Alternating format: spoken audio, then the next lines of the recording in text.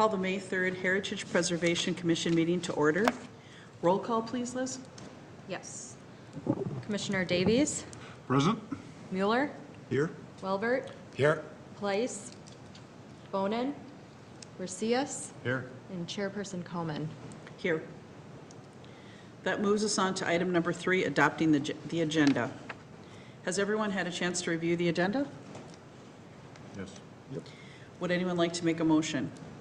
So moved. Motion by Commissioner Mueller, I'll second. second by Commissioner Wilbert, to adopt the agenda. All in favor, say aye. Aye. Aye. Opposed? All ayes, motion carries. That moves us on to item number 4, visitor presentation. Is there anyone in the audience that would like to speak about something that is not already on the agenda? Now we will move on to item number 5, approving the previous HPC minutes. Has everyone had a chance to review the January 4th, 2022 HPC minutes? Yes. Yes. Yep. Would anyone like to make a motion to So approve moved. the minutes? Second. Motion by Second. Commissioner Davies, seconded by Commissioner Mueller, to approve the January 4th, 2022 HPC minutes. All in favor, say aye. Aye. Opposed? All ayes, motion carries. That moves us on to item number 6, consent agenda. There are no consent items, so we will move on to item number 7, action items. Liz, can you Yep. do the presentation, please?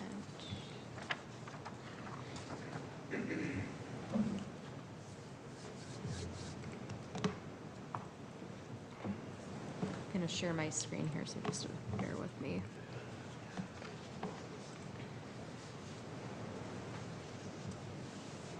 No, that's not the one. I need the other one.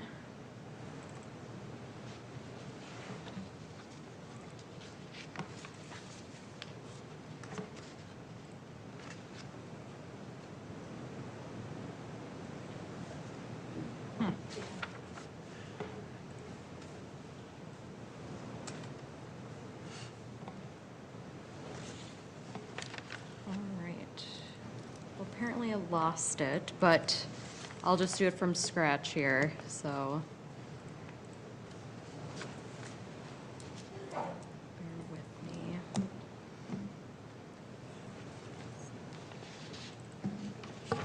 I'll pull up the exhibits one by one here. Stop share again.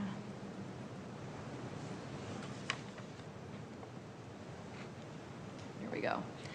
So we have a site alteration permit in front of us for the property at 500 Chestnut Street North in downtown Chaska. So this property is being shown in this aerial exhibit here. It is a historic property that's locally designated within the city of Chaska. It's where the current business Red Bench Bakery currently resides. They're coming in for a site alteration permit to add a wooden pergola structure on the rear portion of their property. So I have that highlighted here on this exhibit of exactly where they want to put it. The front side of the building faces Chestnut Street. They do have a back entrance facing towards the parking lot and where the potential pergola structure will go. The general area is highlighted in orange here on this screen, so it will fall within the property lines of the business. They have looked at seating areas on the southern side of the building before, which they can do, but due to kind of the orientation towards the sun and so forth, it gets a little hot on that side, so they've opted to look at the easterly side and the rear portion. Which from a staff standpoint fits in kind of with the overall layout of the building out there. I'm going to pull up another exhibit here. I don't know why I have to go through all of these. So these are a couple images of the backside there. The building is composed of Chaska brick for a majority of it. They did do renovations back in 2018. I believe they did get a site alteration permit to renovate the existing structure today. So you have seen this building come through our process before to provide those storefront renovations to the building. The business has since been operating and doing very successful. They do want to provide an outdoor seating option for the business, so that's why they're coming forward with a wooden pergola structure, which is being shown on this exhibit here. So the proposed structure will basically fit into that little notch of the building that I just showed on the previous screen. And it will be composed of a weathered cedar, and along with that, they'll have aluminum railing in between the posts there. That'll be a black aluminum. So this will provide kind of a more formal delineation of that seating area that'll come off the back side of the building, connecting to their rear entrance there. The height of it is proposed at 12 feet in height, so it will sit a little bit lower than what the existing building is at today. So it will very much read as an accessory piece to the building, as well as with the wooden construction and aluminum railing. It has more of a lighter appearance. As you look at it, you're able to see through it and see the Chaska brick behind. So it is a minimal design at best. In terms of the standards that we typically review for historic buildings and adding on and providing new additions to historic buildings, we look at the Secretary of Interior standards, which we've laid out in your staff report for reference. There's only a couple that are really applicable to this type of request, as they're not changing any portion of the existing building. They're merely just adding on an accessory piece to the back side of the building. So really, we look at materials and how that complements the existing structure and the materials that are on the principal building. Wood and aluminum are typically materials we've used on previous historical structures, so they're really not proposing anything outside of what we typically see as what complementary, as well as the overall design of it is lighter in nature, and it doesn't necessarily obstruct the principal building in terms of its front view. The Chaska brick is still visible from where the pergola will go. So in all, we believe that the standards for the Secretary of Interior's standards are being met with this pergola structure. Not much to add there, except that we are making a motion this evening. This is also a public hearing due to the fact that they're applying for a site alteration permit. So with that, we are asking you to make a motion this evening to approve the site alteration permit for the pergola structure at 500 Chestnut Street North. I'm happy to answer any questions. We also have the applicant and the property owner in the audience if you have specific questions for them. If not, we can certainly move on to opening up the public hearing.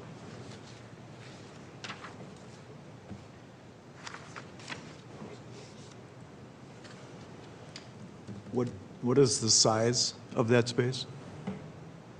Is it like 12 by 20 or? Do you know the exact layout? And then if you could come up to the mic, that would be great.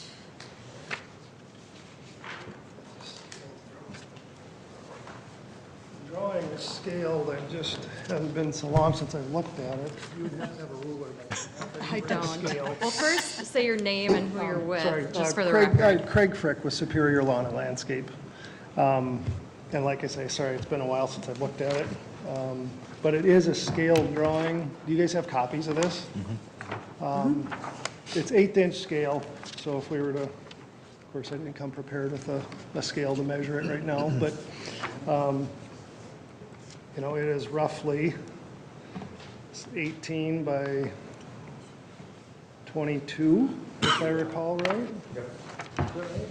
Okay. So, It's impressive. okay. 1-inch thumb. Okay, any other questions? I had a question. The trellis 2x8s being weathered cedar, if they're going 18 feet, are they going to be stable? They'll be toenailed in, yes, for sure. They'll be toenailed into the structure. And But I then mean, hung. as far as is not warping and moving around? Well, we're without going to do 2x2s across the top as well, so that'll help keep Okay. things square. Yeah, And that's why I was just to- concerned with the size, because it's Yep. quite a span Yep. for a 2x8. Yep.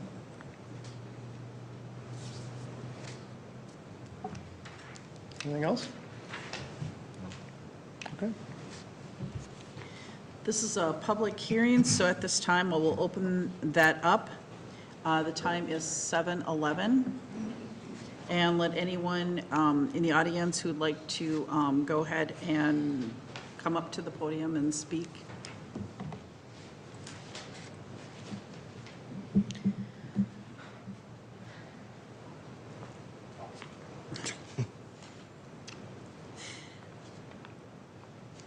It doesn't look like there's anyone online All right. either.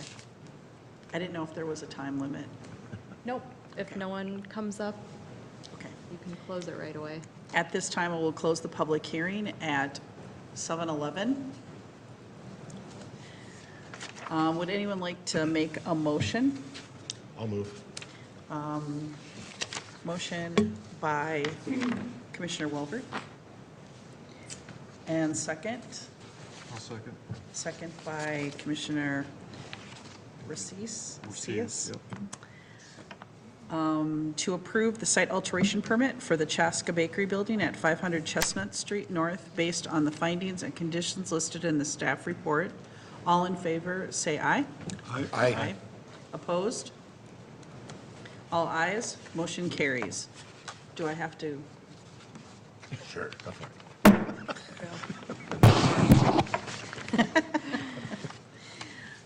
When's it going to be done? This summer. Thank you very much.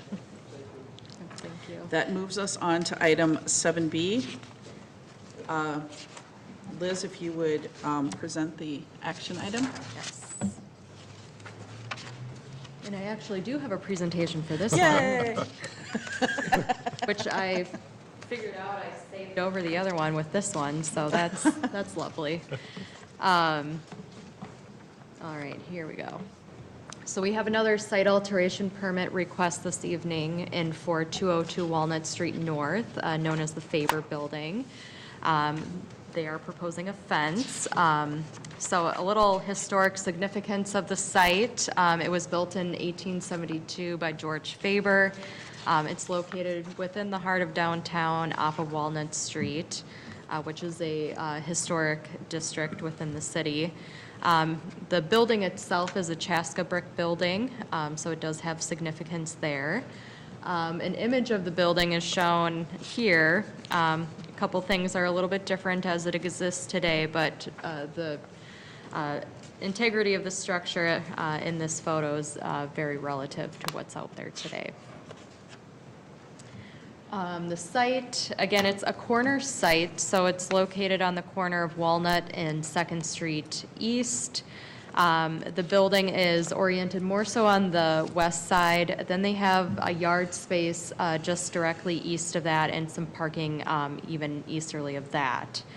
So the area that they're looking at is really the yard space shown in green here. Just a couple images of the property and what exists in the back there. So what they'd like to do and what a part of the request is for a site alteration permit to install a fence in the rear portion of the site. They'd like to install a steel fence that would be decorative in style and then 4 feet tall in height. So the delineation of that is shown in a couple exhibits on this screen here. So what's shown in orange around the back side of the building here. It basically will run along the property line, in line and flush with the building there, and go up to the edge of that parking area and wrap around back to the edge of the building. The type of fencing, again, is a steel, black steel fencing, decorative in nature. This type of fencing is not uncommon that we've seen in downtown and on other historic sites. So they are proposing something that we would consider complementary to the historic nature. And getting back to how we review these additions to historic properties, we look at the Secretary of Interior standards. We listed a few in our staff report, but I'm only going to go over a couple in the presentation here, referring to Standard B of the Secretary Interior standards, which relates to the general compatibility of the architectural style, arrangement, texture, color, arrangement of color and materials used on existing and proposed structures with the character of the historic resource in its site or the historic district. So again, the construction of the fence will be steel railing in black and be decorative in style. The height of it will be 4 feet high, so it does meet our zoning requirements for fences along a corner property line. The overall style, again, will fit in nicely with the historic structure. It does read more lighter in style, so it does not kind of take away from the principal structure overall. So again, the style that's being used is very congruent to other fences in the downtown and historic area. Again, the building is not changing. They're just putting in a fence. And I know Beyond New Beginnings, who are the applicants for this request, will kind of go into a little bit more detail as to the reasoning of that. But from a staff standpoint, the standards are being adhered to with this incorporation. So we are asking you to make a motion to approve the site alteration permit for the new fence at 202 Walnut Street North, and then based on the conditions that are listed in the staff report. I know before you kind of get into your discussion and questions, the applicant would like to make just a brief presentation to you guys, just to give you a little bit more information and background to what they're doing here. So I'm going to pull that up for them. Do I need to take a time at this Huh? time? Do I need to take the time at this? Not at this time. Not at this Only time. when we open the public Okay, hearing. thank you. Yep. With me. If you'd like to come to speak to the podium? Hi, I'm Russ We know St. you. John, board chair and co-founder of Beyond New Beginnings. It's great to see you all again, and I do miss serving on this commission, but the time constraints with this project were pretty large. So would you be okay if we share 3 minutes of who we are, who Beyond New sure. Beginnings is? Because we're a new neighbor, and we're really proud of the support of the community has been there. 2 years ago, I went to Chaska Rotary meeting. Sue Schmidt, the lead teacher at the New Beginnings program, which has been around for decades, presented. She said, next time I come, I'm going to tell you I need a home for my moms. Thank you, goodbye. So we went to her and said, what are you talking about? She said, we've got moms in cars, living in cars. We've got moms in abusive situations. We've got moms trafficked. Lots of societal issues they deal with. She said, we need help. We need to give them a stable place so they can develop their own version of self-sufficiency. So we went to see the superintendent at schools at 288, Darren Kermes, and said, what do you think? After an hour, he said, it's a bigger problem than you know. Do something, and we'll introduce you to it. So that's how this started, and 2 years ago, and with lots of community support. Molly is going to introduce herself, but is our first executive director, just hired on April 1st. So if you're okay, give a 2-minute rundown of the program, why this is important, at least. So, well, why do you need a fence anyway? Right. Thanks, Russ.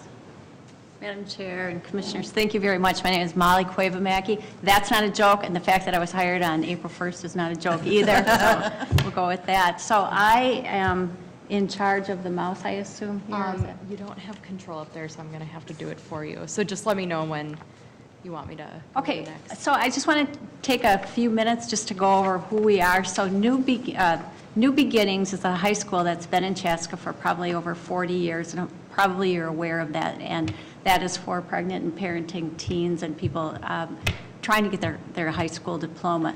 Beyond New Beginnings came around 2 years ago, as Russ just mentioned, and the beyond part is the housing, the stable housing. So that's what Beyond New Beginnings do. We focus on providing stable housing for moms and their young children.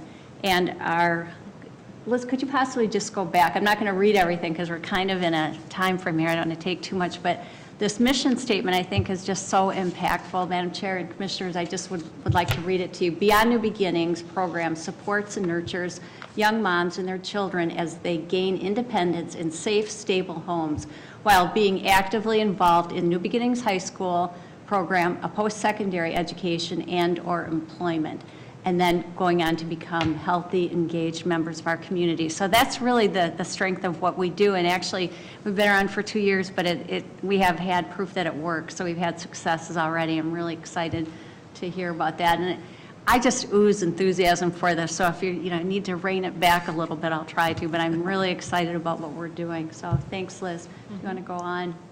And Russ talked a little bit about why it's important. We need that stable housing to reduce the impact of poverty that on our moms and on their children, the social impacts of poverty, and some of the potential for trafficking that we've been made aware of, and other crimes and poor health and so forth, that quality of life that it can lead to not having that stable housing. We have found that stable housing really is the foundation to launch our moms into success and becoming successful parts of our community. I am talking so fast. I got to take a breath. So. Okay. So this is the home that Liz had pointed out before. The Carver County Community Development Authority owns the property, and so there are 4 two-bedroom units in this. The downstairs is a large, completely rehabbed open area and for our meetings, and we do programming in that downstairs. We have a lovely kitchen and a bathroom. We have that lovely green space in the backyard, so it's very nice, and the apartments are upstairs, and I've got a few slides of the apartments. So this is a montage of some of the apartments, but you can see that they're 2-bedroom, they're fully equipped kitchens. We help the moms pick out the furniture. We help the moms do the decorating so they can make it their own. You'll see the word up there says dignity, and really we look at the dignity of the mom so that they make it their own. They can decorate it with styles that they are comfortable with. And we do have the fully equipped kitchen, and some of this is why it's new for moms, because this could be their first apartment. This is generally their first child. They may still be in high school. Each one of those could be a major piece, but to combine those all together, and then you can see the need for support that we have for mental health support, for social services support to get moms through that. Thanks, Liz. Empowerment, what we do in the house, I talked about the large open area that we have. We do a lot of life skills classes. We do a lot of public health, a lot of mental health. We have mentors that come in. Each mom has a mentor. So they meet on site, or the mentors take them out and they do different activities in the community. But we have a lot of activity that goes on. Monday nights at our house are just fabulous. Invite everybody to come in on a Monday night and have dinner with us. The moms all meet together. We have a community meal. It's a lot of fun. It's a lot like Thanksgiving, kind of, and it's really, really fun. We have 4 families that we can help. We work with, I wanted to point out that we do work with local groups. We collaborate with Bountiful Basket, with Grace Church, Furniture, all kinds of Love Inc. A lot of different folks collaborate with us. Thank you, Liz. And this is just a little bit, you can see in your packet of who some of our sponsors are, and then of this very fabulous board that we have. Some of the folks are local. You might see Corey Maxted on there, and Eric Gentry, he's with the CAP agency. So we have some local folks, but we also have regionally some other people that are helping us. Ezra, as you'll see, he's with the Jeremiah program in Minneapolis, and we are kind of based on that Jeremiah model. So he is helping to guide us. Mary Tinderthal down at the bottom, she is our advisor. She was actually the housing commissioner under the Dayton administration, has really helped walk us through getting through a lot of the regulatory pieces. So that is, if there's any questions, you can ask me, or Russ has a few things to talk about the fence. So thank you very much for your time. Thank you. The goodness of the community heart, it's kind of corny sounding, but it's real. I got to say this, because this comes from my heart. You look, CDA stepping up, Julie and Allison, total commitment to support this program. Bountiful Basket, providing food programs. St. John's Lutheran Church, providing Monday night meals while they're in training. Love Inc. doing furniture. My Health, providing physical and mental health. The community's rallied around this need. It's absolutely amazing. It's why I love Carver County. That's my advertisement. That could go next one. So what do we need? One of the women running the program said, hey, Russ, young kids near a street, problem statement, we need a fence. I said, I think I understand that. And there is precedence, and through my service here, I learned how to get on my little bus and go around town and study fences. Sorry to bore you, but I'll show you. So there is precedence for a fence like this, and you did a great job with it. You saw the yard. Yeah, I might as well zoom through this. You already saw that. The next one is the best one. This is the simplest articulation, what we're doing. 3 gates, we like, so they have access to come in and out of the property. A large gate and a backside for moving in and out. There's a dumpster, and they got to take out the trash and that. Very simple. That was scoped out by Brian Jung. And he said, I'll come out and scope and help you figure out how to do this. Yes, Greg? On Commissioner Davies, I'm sorry. the diagram we just saw, it looked like there was that's a freestanding dumpster with no fence around it on Correct. this. And then the other one, it looks like there's a cutout for Yeah, it. this is the more accurate Okay. picture. We keep it square for simplicity of installation and not having to bend or cut sections of fence. Is there any blockage for the dumpster? I mean, is there anything to screen it from the? No, not at this time. It does say on the one diagram that there's going to be a fence screening it. This one right here with the red boxes. Yes, that. We asked POS Fencing in Shakopee, who's well-known in the community, come and give us coaching. And the next slide, they're recommending this approach here. Yeah, this one of making everything straight like that. So the dumpster would be outside of the fence. Right. But Liz, is there a requirement for screening? There is for outside dumpsters, yes. Trash enclosures do require screening around them. We could work on that. That's Yeah. been there since before we got here, but. So it's a different type of, it can't be the same fence that you're using to fence in It the would yard. have to be a privacy fence or some type of enclosure.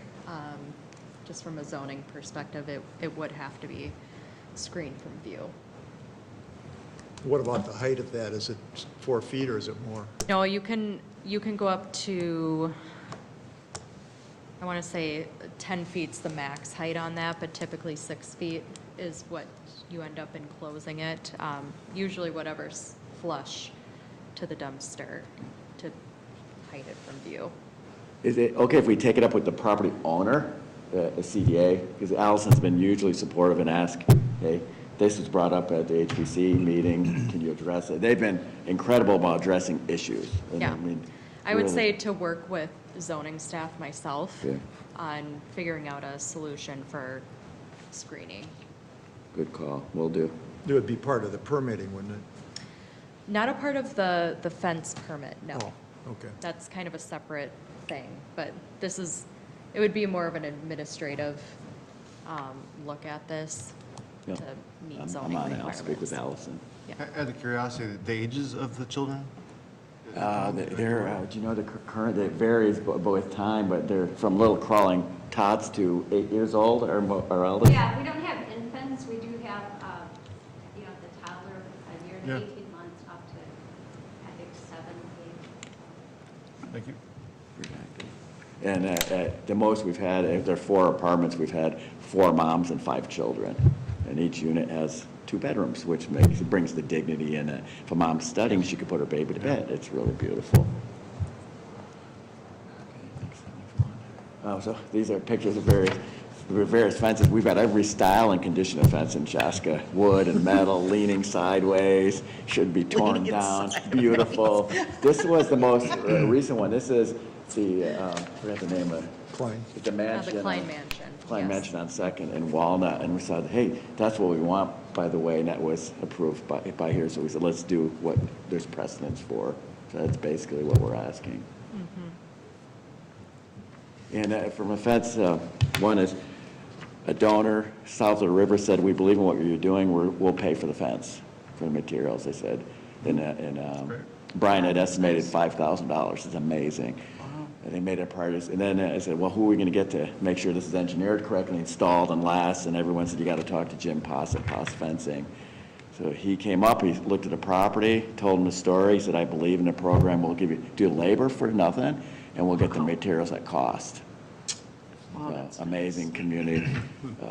So we asked the materials. I was suggesting aluminum. He said, aluminum with children in a year won't look very nice. And they counter said, we recommend steel. It looks just as nice. It's durable. It's 3 layers of painting enamels and all that. It'll be durable. They come in sections. I forgot if they're 6 or 8 foot sections and dig the holes. The holes are concreted in, so the fence is sturdy. And just one gate will need to be modified. It'd be the one closest to the street that is will need to be a little shorter. He said they can modify one section, but the beauty is from him is the amount of labor is minimal because they don't have to modify standard constructed fencing. And the name of the fencing, it's called Montage. I brought technical specs if anyone cares to see it, but it's pretty well engineered. It's all welded together and lasered and all this. I was impressed with it, but it's all about being strong, and it looks really nice. So the community, and then we have a Chaska company called Slage Lock up near Hazeltine. They said we want to give back to the community, so we'd like to send a team to help install it. So Jim Poss said 3 to 5 people will be good. We'll send our supervisor. They'll do it, and it'll be a 5-hour job to get it done. This is heart of the community. That's it. It's for the safety of the children. Yeah, and I was noticing too that there's like it's not just a fence. There's like little in the middle, so that would help the little kids not to put their Yes. heads in there or Yes. something. Yeah. I'm assuming. Yeah. So we take coaching from the pros, and he said, kids and aluminum fence, Right. it won't look nice after a while, which it's not my domain of expertise, but so it's been well received, and that's yes, our ask is for permission to put up that fence and approve this, and thank you for your time tonight. Thank you.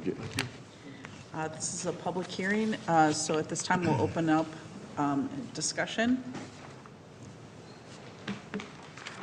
at 7:32.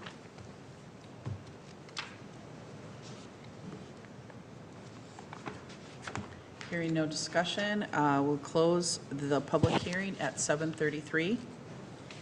Would anybody like to make a motion? So move. Motion by Commissioner Davies. I'll second. Second by Commissioner Welbert to approve site alteration permit for the chat. No, we went all the way down here. Sorry. Motion for the site alteration permit for the Faber Building at 202 Walnut Street North based on the findings and conditions listed in the staff report. All in favor, say aye. Aye. Opposed? All ayes, motion carries. Thank you very much. Thank you. Thank you. That moves us on to item number 8, discussion items. Item number 8A, discuss the Eitel House preliminary plat. Liz, will you provide a presentation, please? Yes.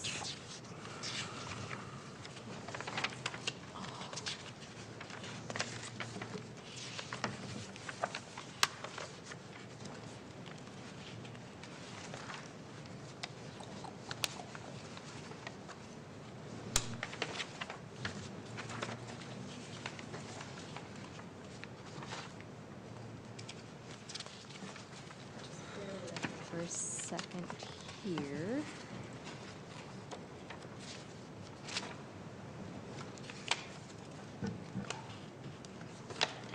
I did the same thing where I copied over my other presentation No problem. Should be versions. for the next discussion item. So I'm just going to bring up the concept site plan. So we have a couple items this evening under our discussion. So these don't warrant any formal motions by our commission, by the HPC. However, they do pertain to historical sites in the city. So the purpose of these discussion items are to just bring it in front of you initially here, kind of present what the project is about, and in essence, try to get some initial feedback from you guys in the event that they do move forward with a more formal action with HPC, so that they can hear those comments and bring it into the next step when and if a site alteration permit is applied for. So for this one, the Eitel House property is undergoing a preliminary plat request at the moment. So that's going through the city's planning process. And because this property is historically designated, we wanted to bring forward what they're doing, but also a very conceptual plan they have in terms of the ultimate use of the property. So the Jonathan Association currently own the Eitel House property, and as it exists today, it is all one lot. This is showing the preliminary plat layout, but as it exists today, it is all one lot, kind of where I'm highlighting my cursor here. So it includes the existing Jonathan Park, and then the historic Eitel House on one lot. So the Jonathan Association have owned the property for several years now. I think it dates back to 1967 is when they got formal ownership of the home. So they have used it for some of their functions within the Jonathan Association, one of them being a daycare. But as of several years ago, the house has been vacant, and Jonathan Association does still own it. They unfortunately cannot maintain the property today, as it is a financial burden for them, so they are exploring options in terms of being able to sell it off. So that's why they're at this moment in time looking at a preliminary plat to be able to split off the Eitel House from the existing Jonathan Park. So the park space is shown as Outlot A in this plat. The Jonathan Association would retain that. Lot 1, Block 1 is the Eitel House area, which would contain the home. There are several bituminous trails that kind of intertwine between the two functions here of the park and the home. So those will subsequently be removed as they prepare for a sale. So their goal here is to sell the house to someone who's interested in restoring the property so it can be used as a single-family residential property. The location of the home is a little interesting, to say the least, in terms of how it's located on the site. Trying to figure out how this property can be used at its utmost potential would mean potentially getting a detached garage on the site. So the Eitel home does not have any garage space as it exists today. They do believe that a potential buyer will be interested in that. And so they wanted to get wanted to make an initial take on the layout of a potential detached garage as it relates to the Eitel home, so that they can provide initial feedback to any potential buyer out there. So really the purpose of what we're trying to get tonight from the HPC is feedback related to how they're orienting the proposed detached garage. So the detached garage is shown just to the south of the Eitel home, and the location of it was intentionally pushed back as westerly as it can go on the site. As you go west of the home, it starts to drop down quite a ways. So they tried to place the detached structure so that it, in essence, is back behind the home, but in a location that's as topographically possible, the furthest back it can go on the property. They're also showing a potential driveway connection to punch into Eitel Road here, which would give them access to that detached garage. They're showing the maximum size area that zoning allows out there, which is 768 square feet. That could definitely fluctuate down depending on the needs of the potential buyer. But they wanted to show kind of the ultimate limits of that size. And then the orientation of it, the garage doors, the way they have it facing would be facing kind of out towards the Eitel home. The south side would be a side elevation of the garage, so they envision that that area could be dressed up to fit into kind of the overall design of the Eitel home. So again, this is conceptual. They're not proposing what's in front of us this evening. They won't be constructing anything. They're merely trying to set up what could potentially happen out there when a buyer does secure the property. Another item of note that's also important for this site is there is a windmill that exists on the property today, and this is a pretty significant piece of the landscape there. So they do show the potential relocation of that kind of more northeasterly of where it's at today to make way for a driveway and potential detached garage. The nomination form for this property does make note of the windmill, but doesn't necessarily call it out as the biggest piece of historic significance to the property. So one of the questions we'll be asking this evening is the feedback related to the potential relocation of that windmill for the site. What else? Does the windmill have to stay? Based on what we read in the nomination form, I don't know that it's really a part of the historic significance of the property. Is it a part of the landscape that kind of makes this site more noticeable or significant? I think it does, but from a nomination perspective, I don't understand that to be a part of what was nominated. Because I think the association has considered it a bit of a hazard too with kids if they start Right. climbing on it. Yep. Right, and we don't know the structural integrity of it, which would have to be assessed if it does get relocated. So I think there's questions to be figured out there. Yeah, the garage, one corner of the garage is right in the dead center, in the middle of it, the way it's located. Right, yep, the current location of the windmill is right here. Yep. So again, they tried to push it back. Even if they were to push it back behind the windmill, there's still a question of whether or not it gets impacted from getting a driveway in there. So it appears that it could be inevitable in terms of an impact. They're already having to do fill the back side of the garage because of the grade drop. Right, yep. I was on the committee for the Eitel House for the association, so I'm well aware of the project and why they have to do this. Right.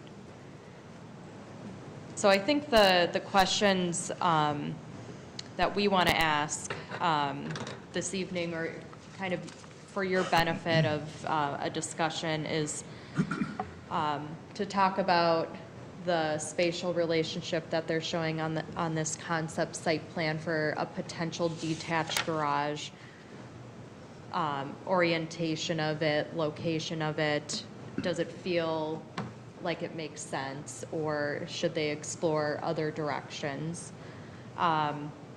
We also want to get some feedback related to the windmill in terms of what should be done with that, if relocation is an option. And then if there's anything specific other than those two pieces that you guys want to see kind of moving forward in the event that someone does come in with a site alteration permit, if there's anything specific you want to see moving forward. I know we have a couple members on Zoom here from the Jonathan Association. We have Jeremy Ely, who's on the board, and then we also have Michael Clem, who's been kind of shepherding this application through our process. So if you have specific questions for them, they're certainly available to answer any questions.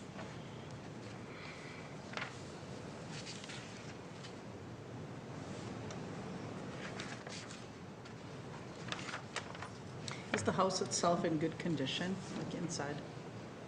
It's in usable condition. There's still a lot of work that needs to be done to it, but from our understanding, it's still structurally sound. Okay. So they can reuse the property, but there's going to be some cosmetic and maintenance work that will have to happen to the home to get it up to snuff. Is that Chaska brick? It is, yes. Looks like it. Yep. They do have a structural engineer's report on it, and there is work. It doesn't meet code, so it's kind of in that gray area. Sure. Yep. What can you do to make it stable and not have to meet the new codes? Right. I think as staff, we're hopeful with this process of them pursuing a lot split so that they can get someone who's interested in renovating or restoring the property, as it's been sitting vacant and unmaintained for years. So being able to get the attention and maintenance it needs out there will get it back to a better state than it's in today.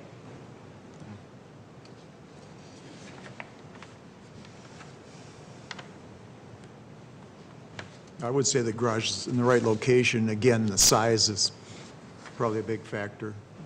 The way it sits there right now at that maximum size, it's challenging the size of the house. About how many cars is that size? 764 square feet? Probably three. It's a three-car garage? Yeah. 3, typically, it's very tight for a 3-car garage. It can be done with 768 square feet, but that's usually a good size 2-stall garage, if anything.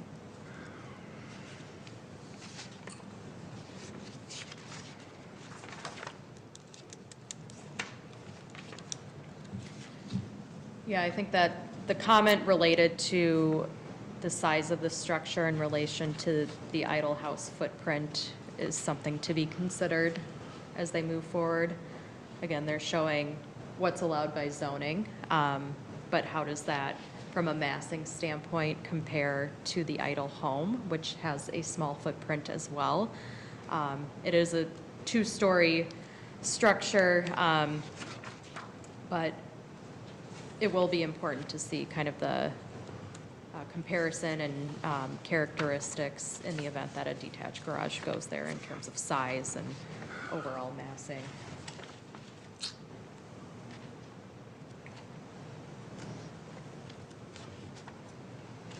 Is there any other discussion on this, or any questions for Liz? Do you have any feelings on the windmill? Well, like was mentioned, that if it's not, like if kids are going to be climbing on it or something, it's not very, we don't know how sturdy it is. Yeah. Well, it'll go from park property to private property. Correct. Right. So if they were to have a fence or something, obviously it'd be much less of an issue. That's true. That's true. So the Jonathan Association owns the park?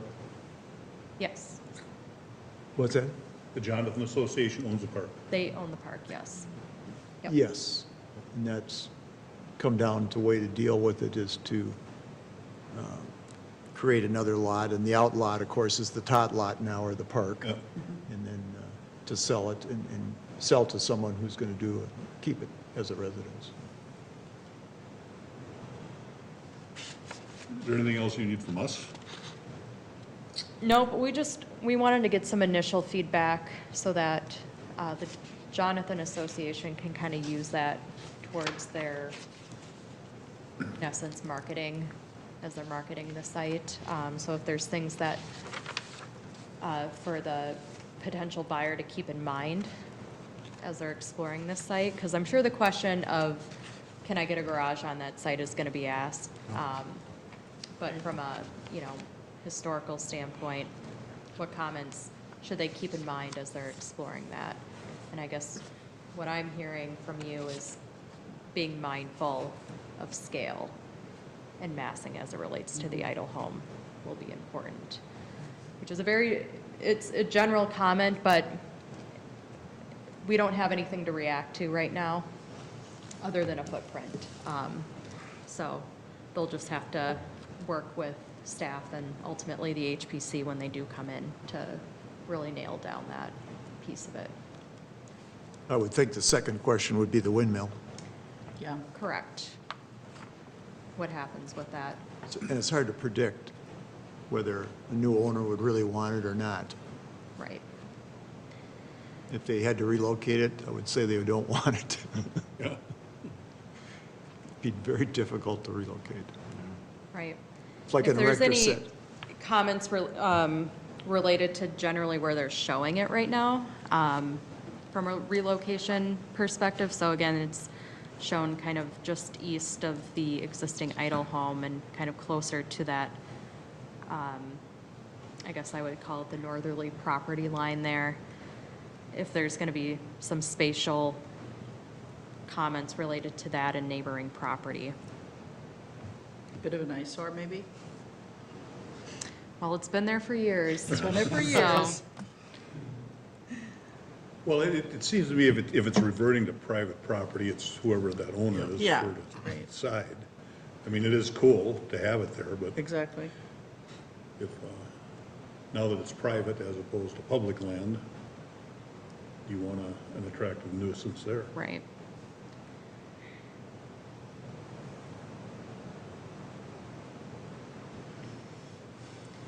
So I think we don't have a full determination on the windmill, No. except that, I think it's kind of dependent on what they end up doing with the detached garage if they were to pursue that. And kind of leave it up to them on what they want to propose with that for us to react to. Somebody just popped up on there, On here? on our screen, Yeah, Jeremy's on. Jeremy. Jeremy, did you want to say something? I didn't see a hand raised, so. Okay.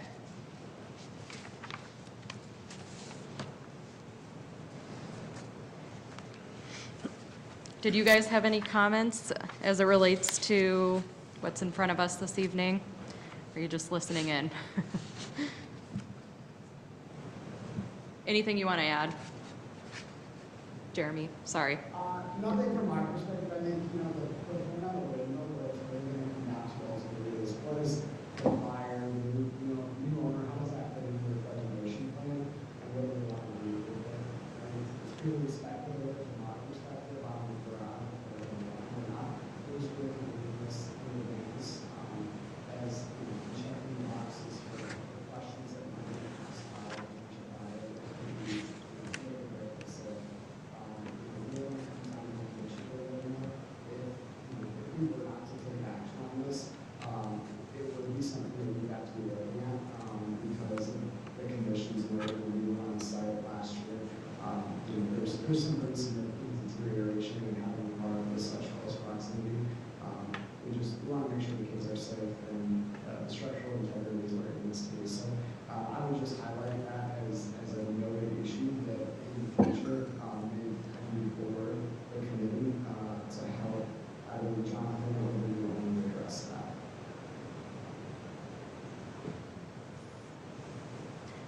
Thank you. Thank you for your input. Do you guys have anything else? Okay. Again, we're not making any formal motion. Purely just wanted to get some commentary on the record here for them to use as they kind of move forward on this potential sale. All right. Do you want to move on to the We next? can if Okay. unless they have something else. I don't think so. No? Okay. Thank you, Jeremy and Michael, for Thank you very logging much. on. Thanks, guys. Have a great day. Cheers. That moves us on to item 8B, discuss the Guardian Angel School Block 42 concept plan. Liz, would you provide a presentation, Yes. please?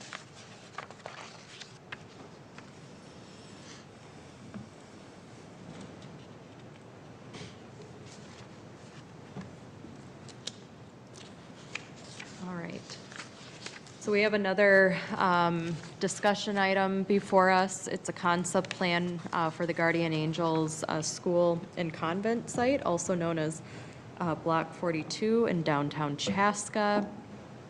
So I have an aerial image of the overall Block 42 site on this screen here. This one also identifies the owners of the various areas of Block 42.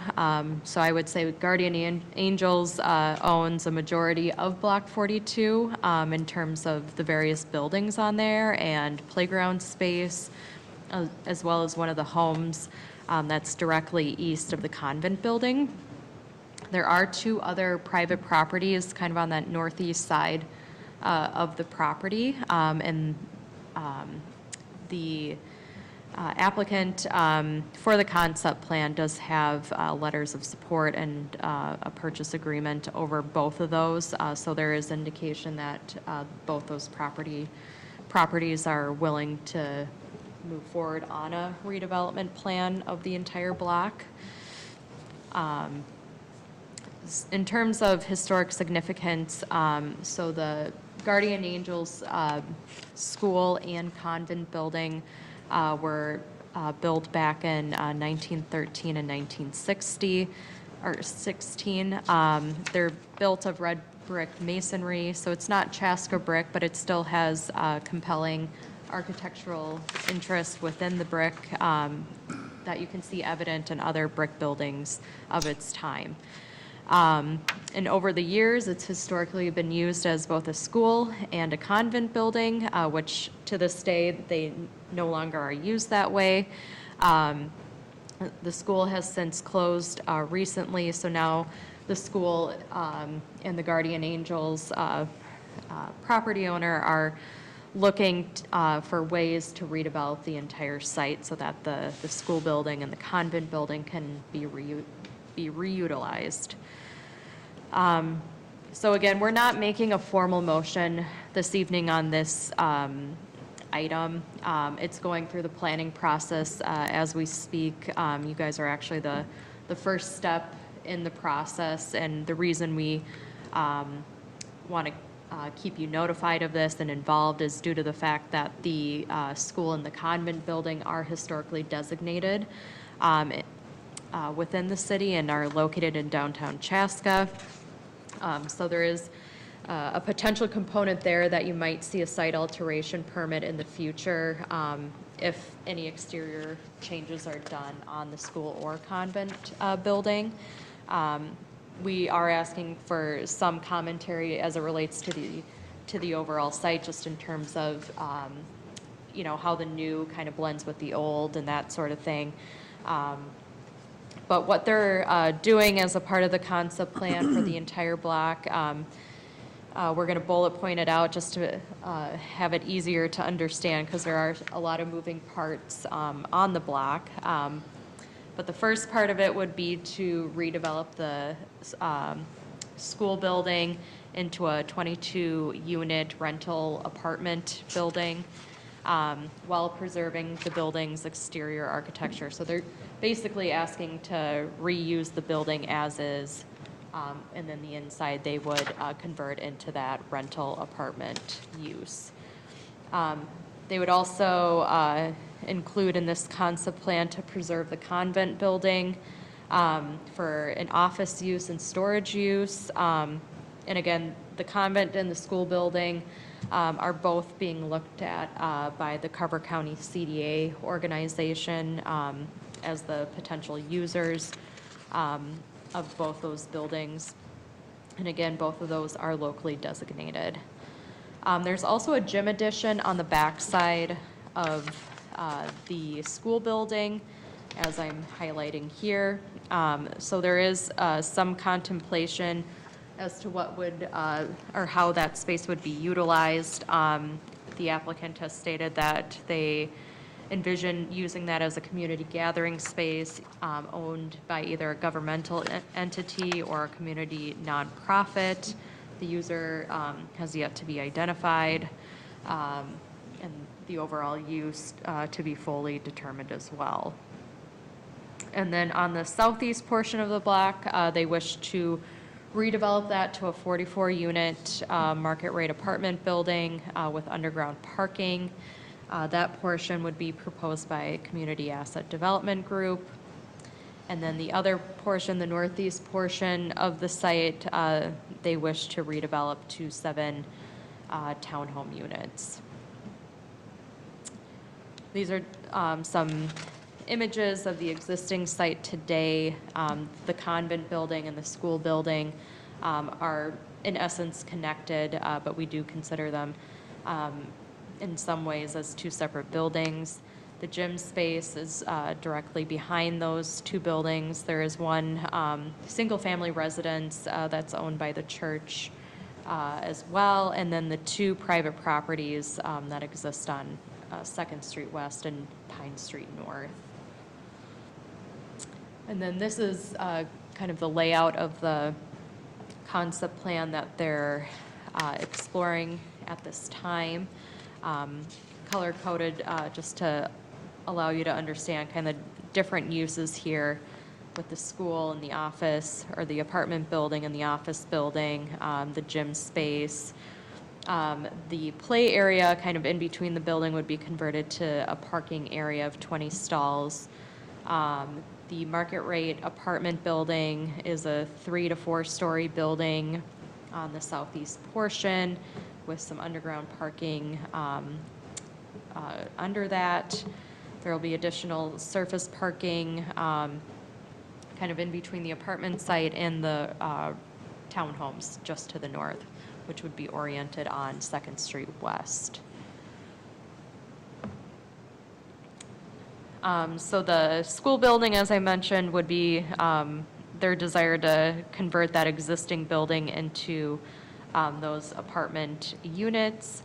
And again, the Carver County CDA would be proposing that conversion. They imagine these units to be kind of like loft spaces, so they've included a couple images of kind of that desired end product.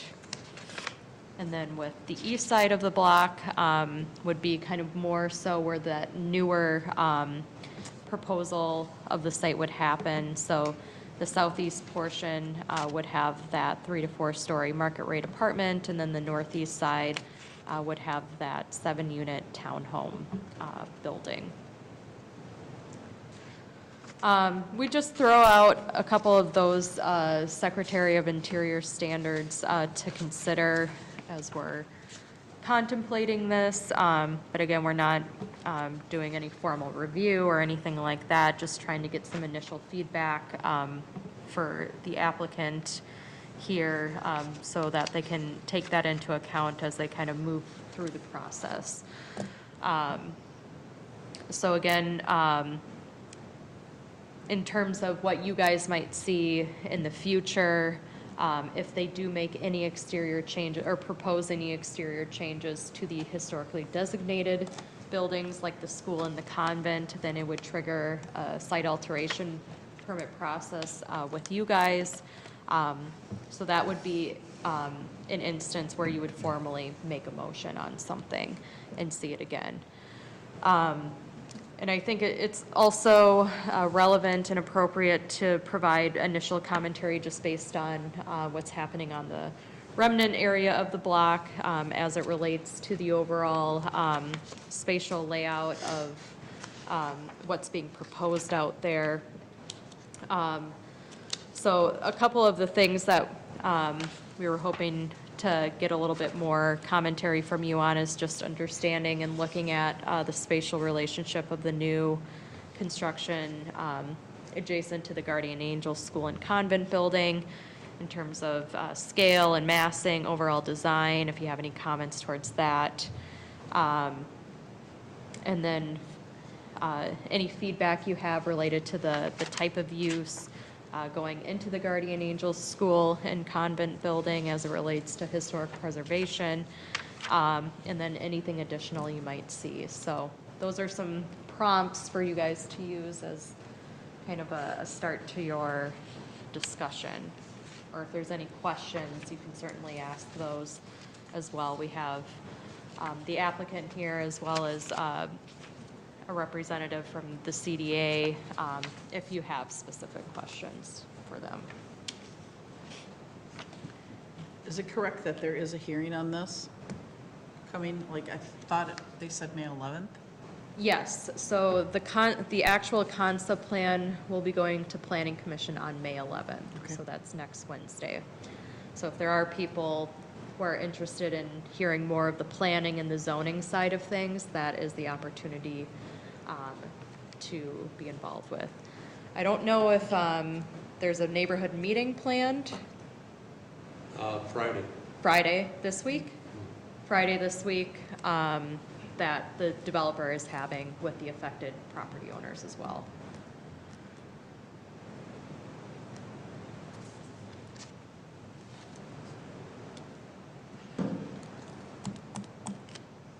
So what we're seeing here is what's going to be looked at on the 11th? Correct, yep. Okay.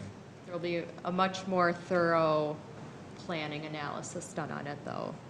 So this is purely from an HPC standpoint, you know, if you have any comments related to kind of the historical nature of the site and the buildings and what's being proposed. So currently you don't have feedback? Well, let me make a couple comments about. Sure. Yeah, so. If you could just mention Yeah. your name, please. I'm Dave Picorni. I'm with Community Asset Development Group. Thank you. And so we're serving as kind of the master developer. We do have actually all of the properties under contract. And that doesn't mean it's going to happen, but we had to assemble it. We've been working with the church for a while. And so one of our goals for this project is to preserve the buildings. And it was one of the reasons we got involved with it. It's been interesting if you look in Southwest area, the number of historic Catholic schools that have closed and are gone. We actually, 8 years ago, were working with the city of Jordan to preserve the old school that was across the street from the church there. It got torn down. St. Mark's got torn down. That's what we're trying to avoid.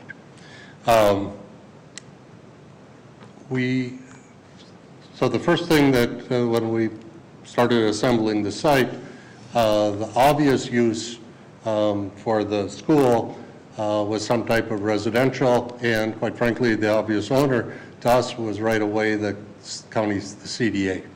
It's really what they do, it's their focus, and so we've been working with them on a plan, and basically that plan from the exterior is to preserve and potentially enhance.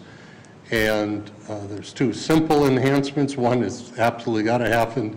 If you've been by there, the front steps have kind of collapsed. But the other one is to try to bring back some of the architecture as it relates to the windows. Back in the 60s, the windows got half boarded up, and we'd like to figure out a way to bring that back. But the rest of the building, other than maybe doing some cleaning of the brick, nothing else would happen in the exterior of that building. Interestingly, both the convent and the school are structurally in very good shape.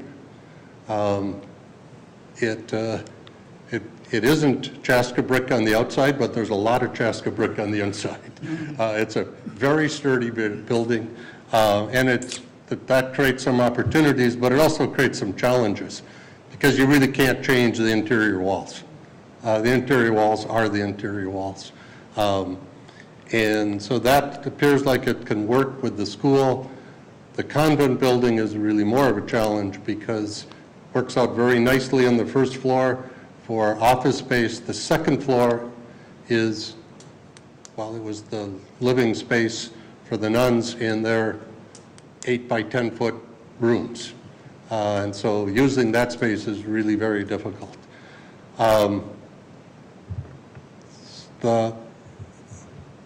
Part of our objective is we said we just had to work on the whole block, not just the school, because to make the economics work, it needs something else to happen on the rest of the block. And so the 44-unit building,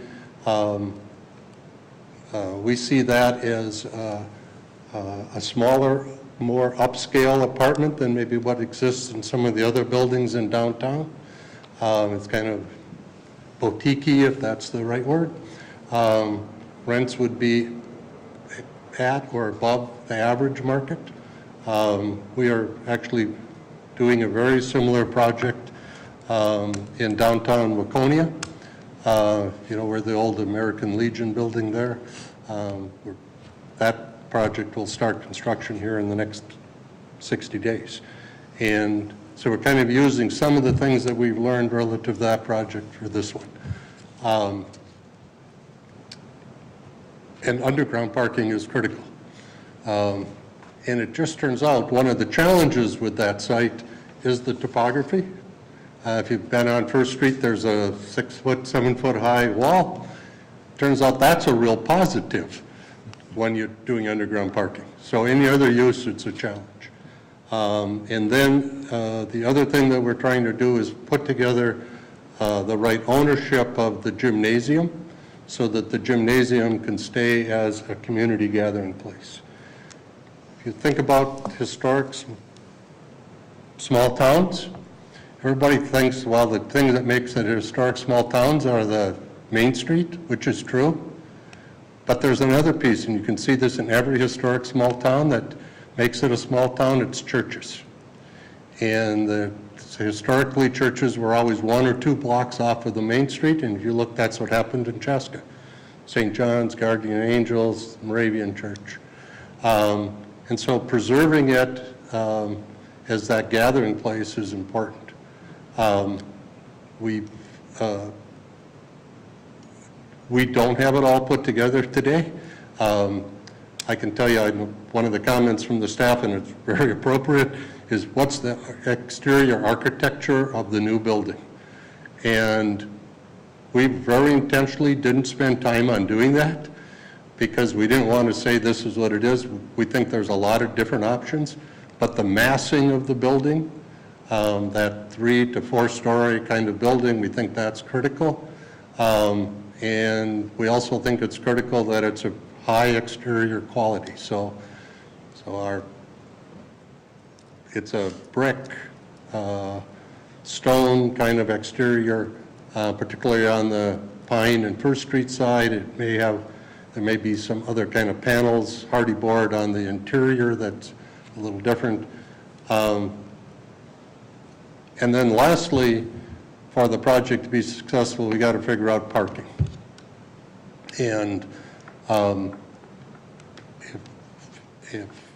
if there was, we probably could fit more units, but it wouldn't work because we wouldn't have enough parking. And parking, although it's always an issue to the city, it is a very big issue to developers. If we can't meet enough parking for our tenants, no one's going to rent the units. So that's been another piece. I think we've worked it out where parking now will work fine. And our hope is that we can end up acquiring the property from the church yet this year, start for sure on the school piece, and we may not be able to start on the apartment piece until spring of next year.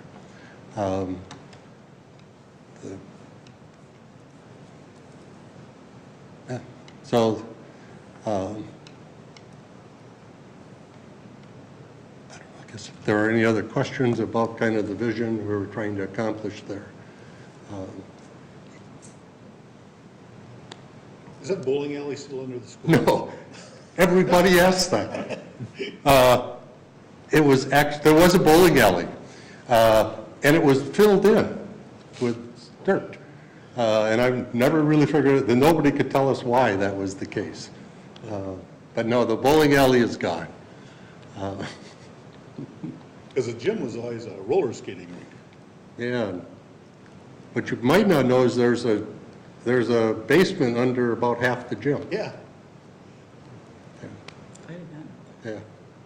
But the school. And there used to be locker rooms down, well, you probably do know that at your age.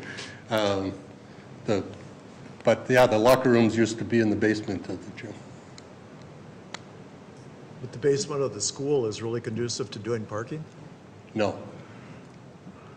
Basement of the school, so the basement of the school is like a walkout or lookout kind of space. So it could get used. The biggest challenge with the lower level of the school is how do you get utilities into those apartments. So right now, the 22 units is kind of the maximum. That's assuming that we convert all of the space into rental units. It might be that it ends up being something like 18 or 17. And it's all about just that exact issue. Yeah. But you are going to have parking below? Below the school? Yeah. No. Oh, okay. I thought. No, that's there's what I heard. parking below the new building. Okay.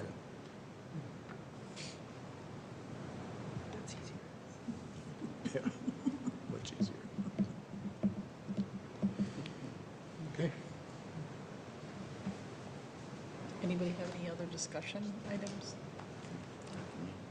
Just for my purposes, historical precedent, the size, the height of the building, similar to other apartment complexes within downtown? Or is it taller than? For what portion of the site you're For the, referring? yeah, the apartment. For the apartment building? 44 unit? Yeah, so there are other properties within downtown Chaska that do get up to that 4-story mark. Specifically, the Chaska Zen Yeah. apartments Yeah. do. And then the building across the street from that, the landing, also gets up to that 4-story mark. So there is precedence of it, but it does become a question of, on that side of the site, if Right. that works, if that's compatible. Thanks. It works out at roughly the same height as the school. The school, because of the way the roof section is, and it's, well, if you were on First Street looking at the building, it would look like a 4.5-story building because of the underground parking. If you were on the Pine Street side, it would look like a 3 or 4-story, and then part of it drops down to a 3-story. So we think that articulation of different heights is one of the things that's going to add a lot of architecture to the building, and that we're trying to create so that those upper units have, well, maybe even the second floor, but for sure the 3rd and 4th floors gain this great views out over the river. It's maybe a detail, but up on that, at those higher levels, probably be on the 4th floor, we see a large patio common. That's where the common room would be, because we're trying to make this, take the advantage of those, what I think are going to be some pretty spectacular views of the river. Thank you. Thank you. Oh, maybe one last thing. I'm positive we're going to cause some historic preservation issues, right? I mean, that's the challenge when you're trying to take an old building and convert it to something else. And so I'm sure we'll be back here talking about some of those details. But our goal, I think, is going to be the same as yours when we're all done, is that we preserve this great historic building. And it's not only got a good short-term, but a permanent long-term use for it. And that it doesn't become a big parking lot. I don't know if you've been to St. Mark's and Shakopee, that's what happened. It became one big parking lot. Right. Or one big 80-unit apartment building. To us, that's really not the goal. Our goal is to preserve these uses that are there.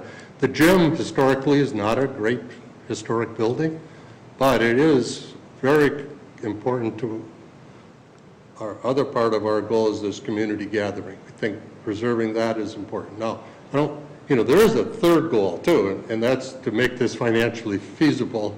I mean, it is half of the project at least is a for-profit project, so we have to have it financially feasible. But the west half of the alley, which is the gym and the school, it really is a different goal.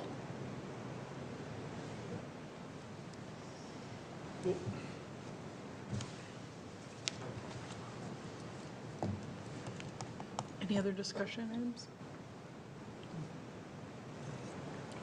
Greg? No, I guess that, has always been an interesting block because it's gone through so many iterations of what it could possibly be. I mean, it was a library for a while and some of that. But the ability to keep those two buildings intact and to keep that community gathering space, I just think it's a great use of downtown property instead of turning it into a parking lot. So I think as far as working through that, it's well worth it.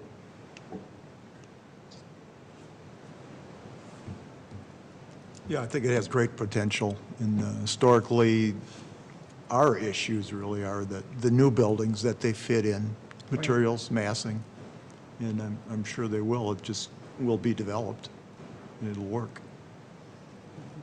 Their big challenge is to make it work financially. Right. Did you run into the same thing in Waconia?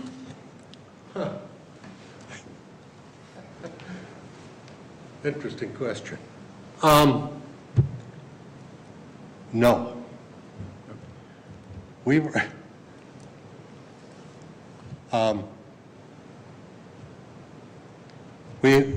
there was, we were probably more, I was working as the development consultant. We have a group of investors.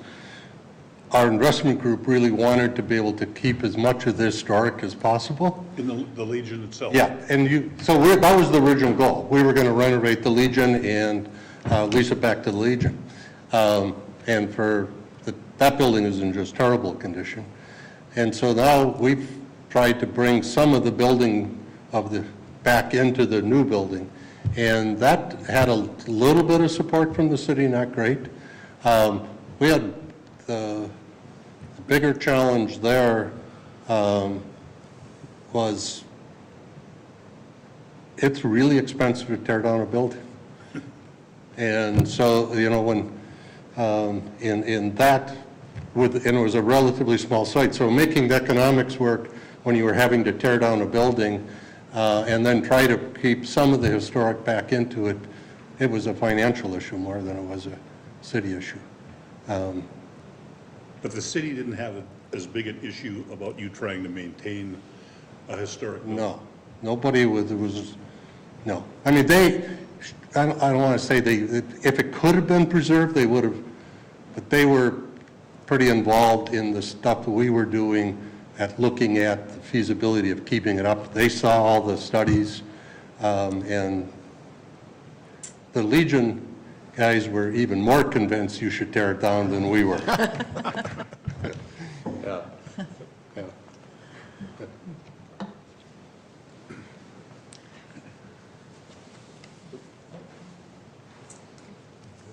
Thank you very much. Appreciate your feedback. That moves us on to item number 9, other business. Does anyone have anything that they would like to discuss as other business? Would anyone like to make a motion to adjourn? So moved. Commissioner Mueller? I'll second. Commissioner Wolbert to adjourn. Thank you very much. 8:25.